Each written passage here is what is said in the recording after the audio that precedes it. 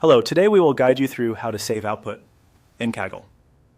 To begin, open Kaggle in your browser.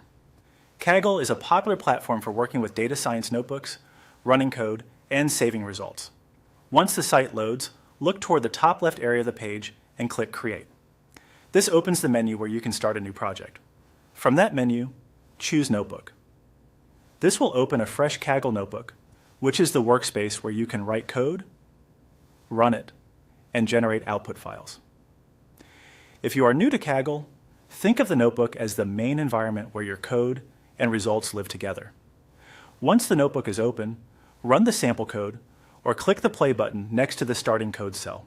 This step is important because Kaggle needs to execute the notebook before output files appear. If nothing has been run yet, the output area may be empty, so make sure the code finishes processing before moving on.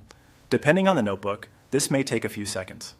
After the code has run, go to the output folder on the right side of the screen. You should see a small drop-down arrow there. Click that drop-down to expand the folder contents and reveal the files generated by your notebook. This is where Kaggle stores outputs created during the run. Next, click the three-dot menu next to the output item you want to work with. This menu gives you more actions for that file. From the options that appear, click Download. That will save the output file directly to your computer, which is useful if you want to keep a local copy or use the file outside of Kaggle. There is also another option if you want to keep the results stored within Kaggle itself. Instead of downloading the file, go to the top right corner of the notebook and click Save Version.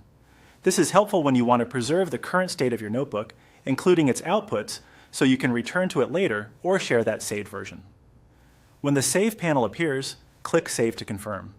Kaggle will then store that notebook version along with the outputs generated during the run. That's all it takes to save output in Kaggle. If you want a file on your device, use the download option from the output folder. If you want to preserve the work inside Kaggle, use Save Version and then Save.